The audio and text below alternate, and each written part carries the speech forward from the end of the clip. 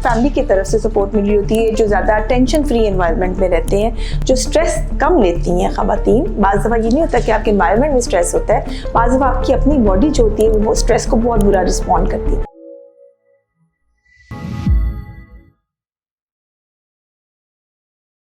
अस्सलाम वालेकुम। आज इस वीडियो में हम एक बहुत ही कॉमन क्वेश्चन के ऊपर बात करेंगे। डाइट के बारे में लोग हमेशा से बहुत ज़्यादा कॉन्शियस रहते हैं, स्पेशली प्रेगनेंसी में। और क्वेश्चन ये होता है कि हम वो कौन सा खाना खाएं जो हमारे बेबी के लिए फ़ायदेमंद हो, जिससे हमारा बच्चा इंटेलिजेंट हो जाए, ज़्यादा अक्लमंद हो जाए, उसका IQ लेवल बेहतर हो जाए। अच्छा, इसके बारे में जो जनरल एक है बात डाइट के अलावा, वो ये होती है कि जो ख़वातीन जिनकी सपोर्ट अच्छी होती है, जिनको फैमिली की तरफ से सपोर्ट मिल रही होती है, जो ज़्यादा टेंशन फ्री एनवायरनमेंट में रहते हैं, जो स्ट्रेस कम लेती हैं ख़वातीन। बाज़ दफ़ा ये नहीं होता कि आपके एनवायरनमेंट में स्ट्रेस होता है, बाज़ दफ़ा आपकी अपनी बॉडी जो होती है वो स्ट्रेस को बहुत बुरा रिस्पॉन्ड करती है। तो जो ख़वातीन स्ट्रेस फ्री रहती हैं, अपने आप को ईजी रखती हैं, रिलैक्स रखती हैं, उनके जो बच्चे होते हैं वो ज़्यादा बेहतर तरीके से ग्रो भी कर रहे होते हैं, अंदर भी और बाहर जब वो निकलते हैं तो भी उनकी ग्रोथ जो होती है ना वो बेहतर होती है। तो माँ का जो स्ट्रेस है वो बहुत इंपॉर्टेंट होता है बच्चे की ग्रोथ के लिए। सो अपनी स्ट्रेस लेवल को कम रखिए।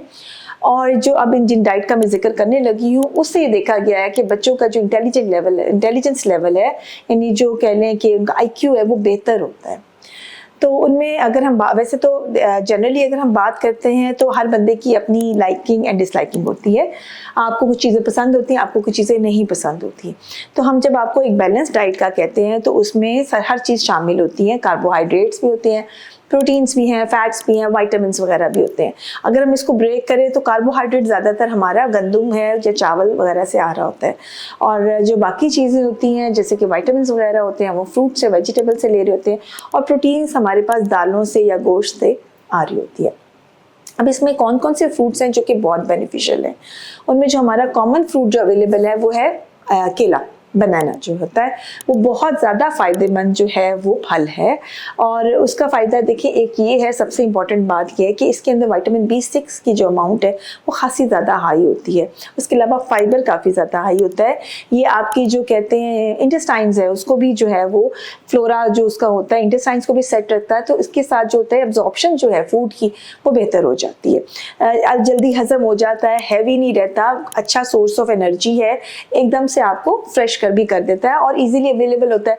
अगर आप कहीं जाते हैं और आपको भूख लगती है और कुछ नहीं अवेलेबल है तो बनाना एक ऐसा फ्रूट है जो इवन आप वॉश किए बगैर भी जब आप उसको छिलका उतार के डायरेक्टली इस्तेमाल कर सकते हैं। सो बनाना जो है वो बहुत अच्छा है प्रेगनेंसी में, अनलेस के शुगर का पेशेंट हो, उसको मना किया जाता है क्योंकि इसका एनर्जी जो लेवल है, एनर्जी सोर्स, अच्छा एनर्जी सोर्स है। फिर उसके अलावा बाकी फ्रूट्स भी हम मना नहीं करते, उसमें अनार भी है, उसमें एप्पल भी है, सब अच्छे सोर्स ऑफ आयरन भी हैं, बाकी चीज़ें भी हैं। वो विटामिन C का बहुत अच्छा सोर्स होता है। सो अगर आपका सीज़न है और आपके ऑरेंजेस अवेलेबल हैं तो then again it's a very good fruit. इसके अलावा ये एंटीऑक्सीडेंट भी होता है। तीसरी चीज़ जो बहुत इंपॉर्टेंट होती है वो नट्स का इस्तेमाल है। हमारे यहाँ पे एक बड़ा मिथ है, एक बड़ी गलतफहमी है कि जो नट्स होते हैं वो गर्म होते हैं और अगर हम नट्स का इस्तेमाल करेंगे तो उससे मिसकैरेज हो जाएगा। जितनी भी लेटेस्ट स्टडी है किसी ने इस बात को प्रूव नहीं किया, ये सिर्फ हमारे अपने जहनों में चीज़ है। नट्स जो हैं वो बेस्ट सोर्स हैं आपके एंटीऑक्सीडेंट्स का। उसमें बहुत अच्छे वाले फैट्स मौजूद होते हैं, गुड फैट्स जिनको कहा जाता है। प्रोटीन्स का बड़ा अच्छा सोर्स है, बहुत सारे विटामिन्स इसमें मौजूद होते हैं। और ये देखा गया है कि जो बादाम का इंटेक अगर मदर करती है तो उसको लिंक भी किया गया है बेबी के IQ के साथ। तो अगर आप 7 से 8 बादाम या बाकी फॉर्म नट्स एक नॉर्मल अमाउंट में इस्तेमाल करते हैं तो वो आपके लिए काफ़ी हद तक फ़ायदेमंद साबित होता है। सो अगर आपको किसी नट से एलर्जी नहीं है तो आप नट्स का इस्तेमाल कीजिए, वो आपके बच्चे के लिए बहुत फ़ायदेमंद है। इसके अलावा अंडे का इस्तेमाल, ठीक है, अंडा अगेन प्रोटीन्स का भी सोर्स है, विटामिन्स का सोर्स है, विटामिन A इसमें काफ़ी ज़्यादा अमाउंट में होता है। दूसरा एक सस्ता फूड है, ईजिली अवेलेबल है, डिफरेंट फॉर्म्स में आप इसको इस्तेमाल कर सकते हैं, आपके लिए एनर्जी का बहुत अच्छा सोर्स है, प्रोटीन्स बहुत अच्छी आपको मिल जाती हैं। सो अगेन अंडे का इस्तेमाल कीजिए। फिर इसके अलावा गोश्त, कीमा तो हम कहते ही हैं कि आप अपना इस्तेमाल कीजिए, आपका हीमोग्लोबिन बढ़ जाएगा, आपके खून की कमी पूरी हो जाएगी। लेकिन जो लोग इससे एलर्जिक हैं तो वो लोग जो इसे एलर्जी है वो दालों का इस्तेमाल कर सकते हैं। दालें भी बहुत अच्छा सोर्स है प्रोटीन्स का। दालें खाने से भी आपका हीमोग्लोबिन लेवल बढ़ सकता है। सो अगर आपको एलर्जी है और आप नहीं खा रहे हैं और आप ये इस्तेमाल कर रहे हैं तो आपका आयरन लेवल बेहतर होना शुरू होता है, और जब आपका आयरन लेवल बेहतर होता है तो बच्चे का भी आयरन लेवल बेहतर होता है।